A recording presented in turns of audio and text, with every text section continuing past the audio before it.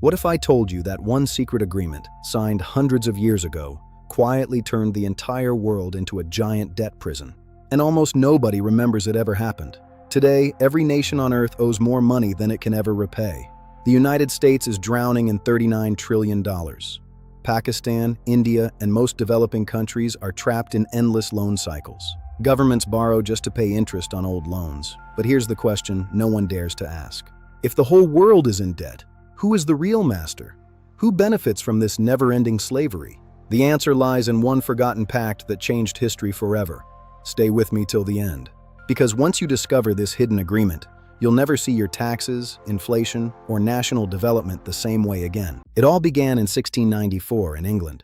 The country was broke from endless wars. King William III needed money fast, but he couldn't raise taxes without sparking a revolution. A group of private bankers and merchants offered a deal. They would create a new bank called the Bank of England and lend the government £1.2 million. In return, the king gave them the exclusive right to print money and charge interest on it. But why would the king hand over the crown's most sacred power to a group of private individuals? Here's the dark secret. The bankers didn't lend real gold. They invented most of the money through fractional reserve banking, creating 10 times more paper money than they actually had in gold. This was the birth of the debt-based money system. This single pact turned government debt into a permanent, profitable business for private bankers. Debt was no longer a temporary tool. It became the foundation of modern finance. The world was about to change forever.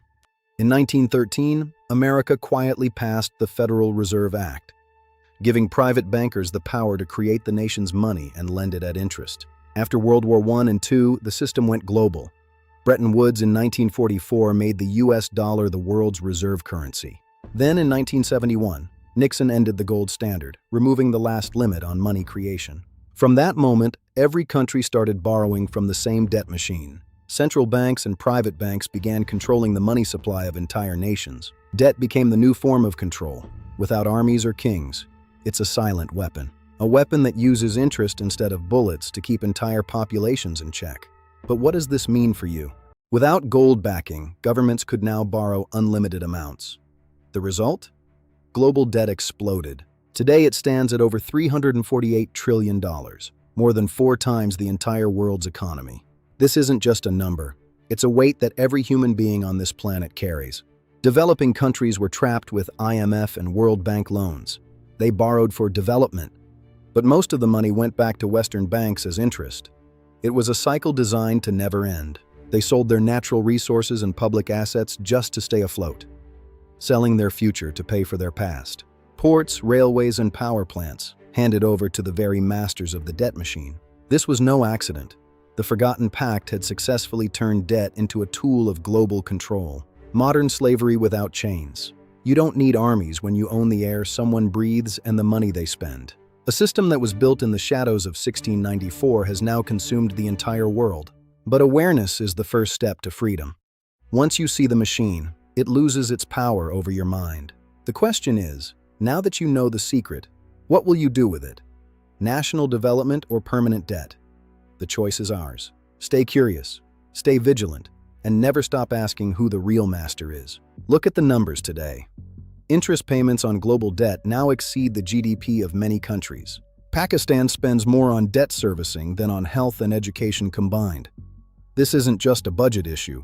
It's a future being stolen. Every crisis, 2008, COVID, inflation, is solved with more debt.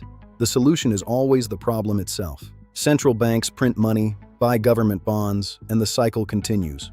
New money created out of thin air. The invisible creditors always get paid first. They are the first in line before any school, hospital, or citizen. Citizens always pay the price through higher taxes and inflation. Your hard-earned money is losing its value by design. This is not economics. This is financial slavery by design. The proof is all around you, if you only know where to look. In our final chapter, we'll reveal the only way out. How to break the chains of a system designed to keep you in debt forever. As we reach the end of our investigation, we must face the 3 major takeaways. First, debt is no longer a tool, it is the system itself. Every rupee, dollar, or euro in circulation was born as a loan that must be paid back with interest. Money is debt. Second, the real power doesn't sit in parliaments or presidential palaces.